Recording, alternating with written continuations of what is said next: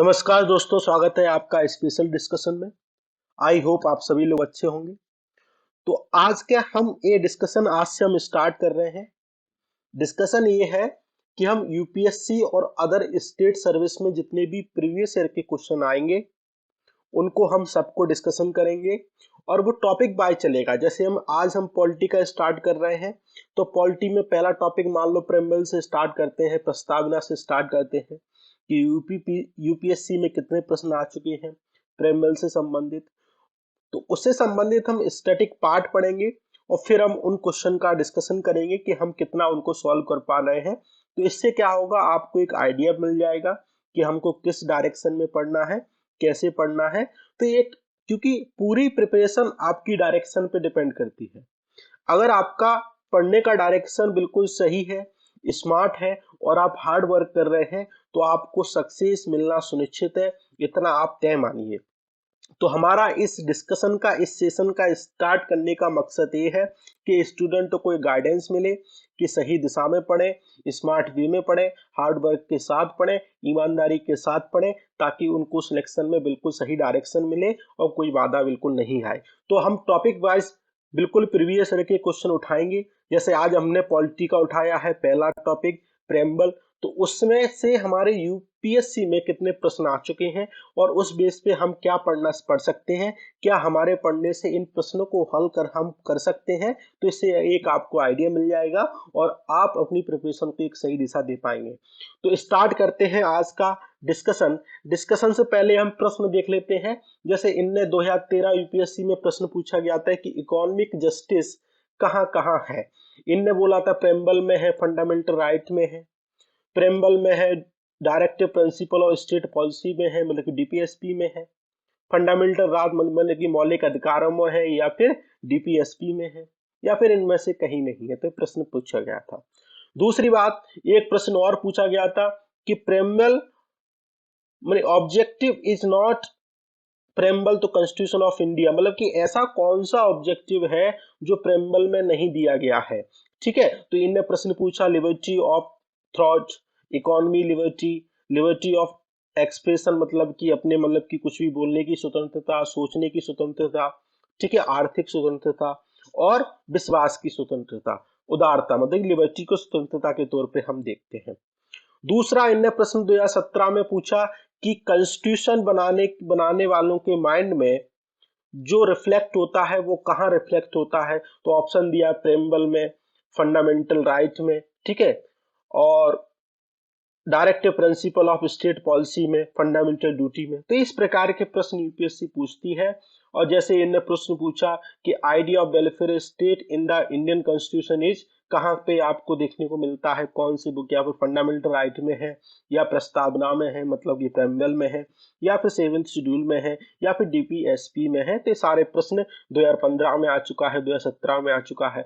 ऐसे इनने ये वाला प्रश्न पूछा कि uphold the protect sovereignty, unity, integrity कहाँ आपको देखने को मिलती है। तो preamble of the constitution, DPSP. ठीक है, तो इस प्रकार। और ये पूछा क्या प्रेम्बल क्या कॉन्स्टिट्यूशन का पार्ट है, क्या आपका सेम लीगल इफेक्ट होता है। तो इस प्रकार की चीजें यूपीएससी 2020 में प्रश्न पूछा गया। तो इसमें क्या किया यूपीएससी ने, थोड़ा डीपली चली गई। अभी थोड़ा सा सतह सतह मतलब कि थोड़ा सा कंसेप्चुअल क्वेश्चन थे। अगर आपने सही समझ के पढ़ा है तो आप इन प्रश्नों को अच्छे से कर पा रहे थे। लेकिन आप थोड़ा सा और नॉलेज बढ़ाएंगे, थोड़ा आप सुप्रीम कोर्ट के जजमेंटों को देखेंगे तो आप इस एडवांस लेवल के प्रश्न भी आप इजीली कर पाएंगे। ठीक है, तो इस बात को उनने, इस प्रकार के प्रश्न यूपीएससी पूछती है और पूछती आई है। तो ये हमने प्रश्नों को डिस्कस किया। अब हम बात करते हैं, पहले हम पढ़ लें उसके बाद इनको सॉल्व करेंगे तो आपको समझ में आएगा कि हम कैसे पढ़ रहे हैं और हम इनको क्या सॉल्व कर पा रहे हैं। तो आपको अपने आप सॉल्व करोगे आप प्रश्न। ये मैं आपको लिख के दे रहा हूँ, गारंटी के साथ बोल रहा हूँ। अगर आपने पढ़ लिया, अच्छे से समझ लिया, तो आप इन प्रश्नों को इजीली सॉल्व कर पाएंगे, चाहे वो इंग्लिश मीडियम का छात्र हो या फिर हिंदी मीडियम का छात्र हो। इसमें मीडियम की कोई बात नहीं है। पीपीटी आपको इंग्लिश में मिलेगी, बोलता हिंदी इंग्लिश दोनों में हूँ, इस बात को आप समझें, क्योंकि दोनों छात्र यहाँ पे देखते हैं। ठीक है, तो इस बात को आपको समझनी चाहिए। तो भारत की संविधान की पहले हम बात करते हैं प्रेम्बल। प्रेम्बल को मतलब की प्रस्तावना, ये क्या है, फिलोसफिकल और ऑब्जेक्टिव डॉक्यूमेंट है जब संविधान सभा का गठन हुआ अगस्त प्रस्ताव के अनुसार, मतलब कि उसके बाद जब कैबिनेट मिशन आया, उसके बाद बहुत सारी चीजें आई, उसके बाद संविधान सभा का गठन हुआ, तो हमें संविधान को बनाना था। जब हम संविधान को बनाना था तो स्टार्ट कर रहे थे, तो संविधान सभा के मन में प्रश्न आया कि संविधान को बनाना हम कहां से करें।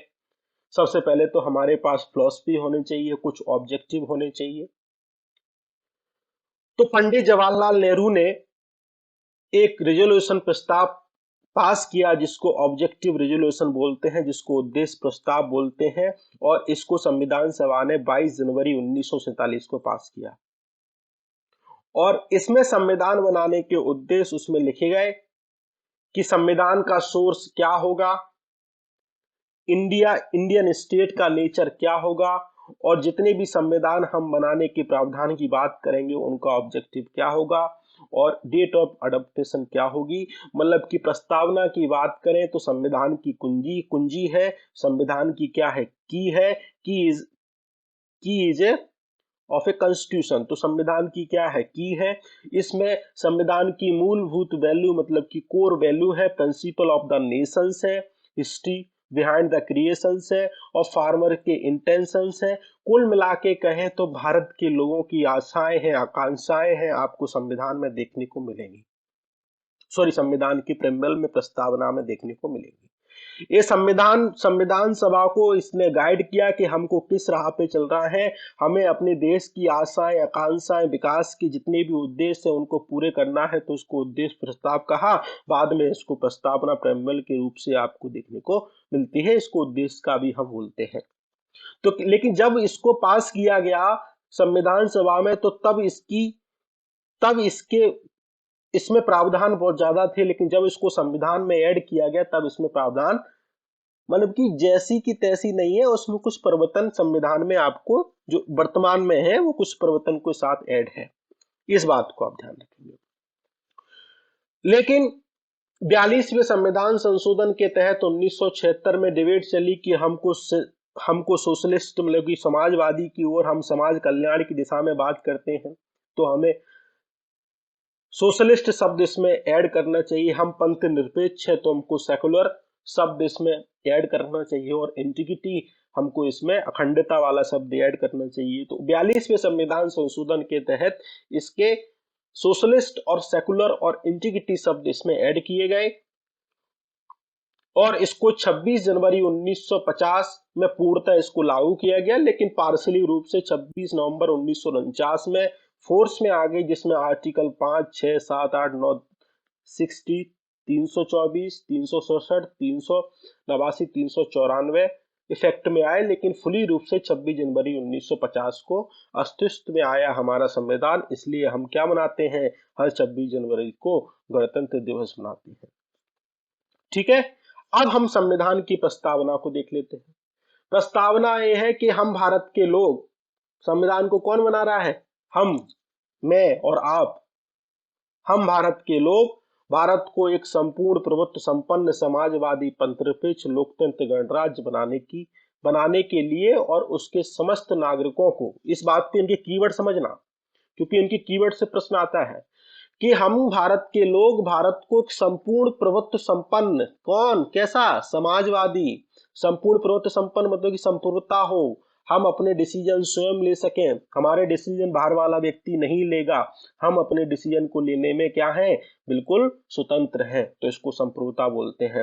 मतलब कि we the people of India have solemnly resolved to constitute India into sovereignty, socialistic, secular, democratic of regular and secure to all its citizens।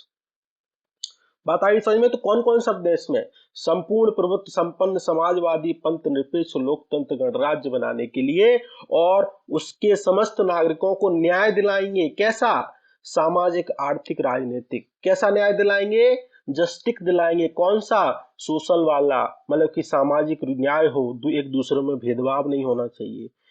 Economic मतलब कि आर्थिक, मतलब कि क्या हो, संपत्ति का संकेंद्रण नहीं होना चाहिए, कोई व्यक्ति ज्यादा अमीर नहीं होना चाहिए, कोई व्यक्ति ज्यादा गरीब नहीं होना चाहिए। सभी को राजनीतिक अधिकार हो, मतलब कि महिलाओं को, विकलांगों को, ट्रांसजेंडरों को, वंचित वर्गों को पॉलिटिक्स में क्या हो, प्रतिनिधित्व मिले, रिप्रेजेंटेशन मिले। तो न्याय दिलाने की बात की। न्याय कितने प्रकार का, इस बात को ध्यान रखेंगे, सामाजिक, आर्थिक, राजनीतिक। और इसके साथ हम स्वतंत्रता देंगे उनको, इसके साथ हम क्या देंगे, लिबर्टी देंगे। स्वतंत्रता मतलब लिबर्टी, किसकी, विचार की, थॉट की स्वतंत्रता, किसकी, अभिव्यक्ति, एक्सप्रेशन की स्वतंत्रता, कुछ भी बात वो बोल सके, वो जिसको उसको अपने विचार करना है वो अपना थॉट कर सके।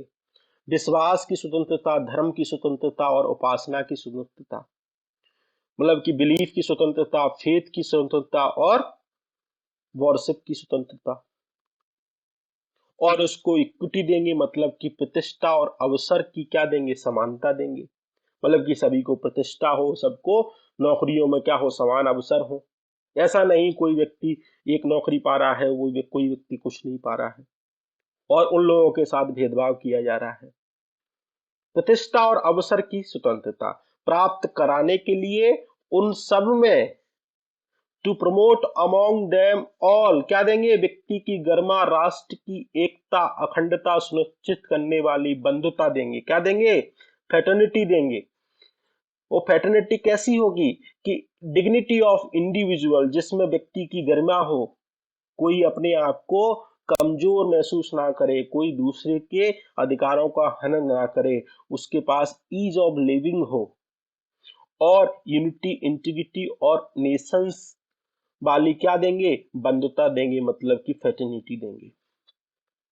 बात आ गई समझ में? तो कीवर्ड पे आपको फोकस करना है और दृढ़ संकल्प होकर अपनी इस संविधान सभा में आज तारीख 26 नवंबर 1949 इति मार्को एडत द्वारा संविधान को अंगीकृत, अधिनियमित, आत्मसमर्पित करते हैं। मतलब कि 26 नवंबर 1949 को हमने क्या किया, अडॉप्ट किया। किसने, हम भारत के लोगों ने। तो इन शब्दों पे याद रखेंगे आपके, स्पेशली कौन कौन शब्द याद रखना, इनका सीक्वेंस भी आपको याद रखना है, कौन किस सीक्वेंस में है। देखो, संप्रभु, प्रभुत्व संपन्न समाजवादी पहले है, पंथ निरपेक्ष लोकतंत्रात्मक गणराज्य, न्याय, फिर आपको स्वतंत्रता, फिर समता की बात करते हैं, फिर बंधुता की बात करते हैं, और उससे पहले राष्ट्र की एकता की बात करते हैं, अखंडता की बात करते हैं। तो समाजवादी, पंथ निरपेक्ष और अखंडता को 42वें संविधान संशोधन के तहत ऐड किया गया। तो मतलब इसका संवैधानिक संशोधन हो गया है। अब बात आती है कि संविधान का पार्ट है या नहीं है, इस पे विवाद छिड़ा। तो केशवानंद भारती बाद में और बेरूबारी बाद में इसको कहा गया कि संविधान का पार्ट है, इसको संविधान से अलग नहीं देखा जा सकता लाला, इसी संविधान के अनुसार ही आप देखेंगे। और जब भी आप संविधान में कुछ संशोधन करेंगे, न्याय, स्वतंत्रता, समता, बंधुता की बात करेंगे, समाजवादी, पंथनिरपेक्ष लोकतंत्रात्मक गणराज्य की बात करेंगे, तो आपको संविधान की प्रेम्बल को देखना पड़ेगा। उसके बिना, उसके इर्द गिर्द, उसके डायरेक्शन के अनुसार आपको काम करना पड़ेगा। तो केशवानंद भारती बाद में कहा 1973 में, आपको पता होगा, बेसिक स्ट्रक्चर का कंसेप्ट आया, जिसको कहा गया बेसिक स्ट्रक्चर, मतलब कि आधारभूत संरचना। इसके अनुसार ये कहा गया कि आप संविधान को संशोधन कर सकते हैं 368 आर्टिकल के तहत, लेकिन आधारभूत संरचना का उल्लंघन नहीं होगा। यही बात प्रस्तावना के संबंध में कही कि आप प्रस्तावना को संशोधन कर सकते हैं, लेकिन आप उसके आधारभूत स्ट्रक्चर, मतलब कि बेसिक स्ट्रक्चर में कोई संशोधन नहीं करेंगे, जिससे संविधान की मूलभूत बात गड़बड़ होती हो। इतना क्लियर? तो प्रस्तावना संविधान का पार्ट है और इसको संशोधन किया जा सकता है, लेकिन एक बात याद रखेंगे कि प्रस्तावना का कोई लीगल इफेक्ट नहीं है। ये सरकार को सुप्रीम कोर्ट को डायरेक्शन देती है। इसको लेकर आप सुप्रीम कोर्ट में नहीं जा सकते कि हमको न्याय की स्वतंत्रता दी गई है, हमको समता दी गई है, बंधुता दी गई है, समाजवादी पंथ पे दी गई है, माय लॉर्ड, इसको आप लागू करवाएं। बात क्लियर? तो हमने इसको पढ़ा। कोई डाउट हो तो कमेंट सेक्शन में बताइएगा, हम इसको डिस्कशन करेंगे, हम उसका आंसर आपको मिलेगा। तो अब प्रश्न देख लेते हैं। देखो, पहला प्रश्न इन्होंने पूछा, इकोनॉमिक जस्टिस की बात की गई है। तो एक बात आपने पढ़ी कि प्रेम्बल में, हाँ, सामाजिक न्याय की बात की गई है। कहां पे? देखो, सामाजिक, आर्थिक, राजनीतिक न्याय। तो हाँ, अब इनने दो शब्द दे दिए, देखो कौन कौन से,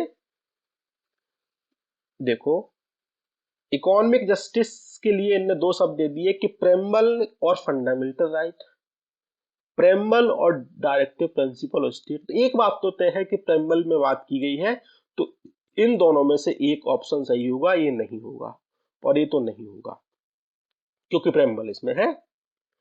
अब आपको फंडामेंटल राइट पढ़ने की आवश्यकता है कि फंडामेंटल राइट में न्याय की बात की गई है, तो फंडामेंटल राइट में न्याय की बात नहीं की गई है। सामाजिक आर्थिक राजनीतिक न्याय की बात कहाँ की गई है, डीपीएसपी में की गई है। जब हम डीपीएसपी वाला चैप्टर पढ़ेंगे तब आपको इजीली समझ में आएगा। तो इसका आंसर क्या होगा बेटा, डी। दूसरी बात, दूसरा प्रश्न देखो 2017 में आया था, ऑब्जेक्टिव इज नॉट ए, मतलब कि प्रस्तावना में कौन सा ऑब्जेक्टिव नहीं मेंशन किया गया है। देखो लिबर्टी थॉट की दी गई है, एक्सप्रेशन की दी गई है लिबर्टी, और बिलीफ की दी गई है। इस बात को देखो हमने पढ़ा था अभी, किसकी दी गई है, इधर देखो विचार अभिव्यक्ति विश्वास धर्म की और उपासना की स्वतंत्रता दी गई है, थॉट एक्सप्रेशन बिलीफ। लेकिन इकोनॉमी की लिबर्टी नहीं दी गई है। इकोनॉमी के लिए संबंध में क्या दी गई है, न्याय दिया गया है, ठीक है। तो इसलिए इसमें ये प्रस्तावना में मेंशन नहीं किया गया। बात आ गई समझ में। दूसरी बात इन्होंने कहा, जब संविधान सभा में कॉन्स्टिट्यूशन मेकर अपना संविधान बना रहे थे तो उनकी बात किस में रिफ्लेक्ट होती है, तो हमने बताया कोर ऑब्जेक्टिव किस में है, प्रेम्बल में, हमने पढ़ा था। तो प्रस्तावना में 2017 में कितना सिंपल क्वेश्चन आया। अगर किसी प्रस्तावना को इजीली पढ़ लो तो बहुत सिंपल प्रश्न आता है। तीसरी बात इन्होंने की 2017 में, वही वाला प्रश्न रिपीट हो गया है, सॉरी। और इन्होंने क्या कि आइडिया ऑफ वेलफेयर स्टेट, क्या कल्याणकारी राज्य की बात प्रस्तावना में हुई, नहीं हुई। कल्याणकारी राज्य तो ये तो आंसर नहीं होगा। इनमें राइट की बात होती है, कल्याणकारी तो भी नहीं होगा। जब आप डीपीएसपी को पढ़ेंगे तो कल्याणकारी राज्य की बात किसमें हुई है, राज्य की नीति निर्देशक तत्वों में, मतलब कि directive principle of state policy में हुई है, ठीक है। इस बात को अब इन दो के प्रश्न, अब देखो इस 20 वाला प्रश्न मैं करा देता हूं। 20 वाला प्रश्न ये है कि preamble to the constitution of India, ये बोल रहे हैं कि part of the constitution but has no legal effect, ये अभी देखते हैं। नो पार्ट ऑफ कॉन्स्टिट्यूशन, तो ये तो होगा नहीं, हमने पढ़ा पार्ट है, केशवानंद भारती बाद में कहा। पार्ट ऑफ कॉन्स्टिट्यूशन बट है सेम लीगल इफेक्ट, तो लीगल इफेक्ट मैंने बोला लीगल इफेक्ट नहीं हुआ, तो ये तो गलत है। Part of constitution but no legal effect independent of other, तो प्रस्तावना कैसे अदर से मतलब कि इंडिपेंडेंट हो सकती है, इंडिपेंडेंट हो सकती है क्या किसी से, संविधान से जुड़ी हुई है, उसमें सारी बातें दी गई हैं। तो ये क्या होगा, इसका आंसर प्रोबेबली आंसर ए होगा। इस बात को समझेंगे, इसका आंसर आप देंगे। इसमें कहा गया है कि sovereignty unity integrity of India की बात कहाँ की गई है, कि प्रस्तावना में की गई है, डीपीएसपी में फंडामेंटल राइट और ड्यूटी में की गई। तो इसका आंसर आप कमेंट सेक्शन में बताएंगे। और ये वाला प्रश्न रिपीट हो गया है, तो आई थिंक तो आज के डिस्कशन में इतना ही था। आई होप आपको पसंद आया होगा, और आप अपने सुझाव विचार कमेंट सेक्शन में जरूर शेयर कीजिएगा। ये हमने बिल्कुल होलिस्टिक वे में पढ़ा है। आगे का डिस्कशन नेक्स्ट टॉपिक पर रहेगा, उससे संबंधित जितने भी प्रीलिम्स में प्रश्न आए हैं उनको हम डिस्कशन करेंगे। और आप जो चाहते हैं वो आप कमेंट सेक्शन में बता सकते हैं कि आपको किसका डिस्कशन चाहिए, वो हम कर लेंगे, ठीक है। तो आई होप आपको पसंद आया होगा। Thank you very much.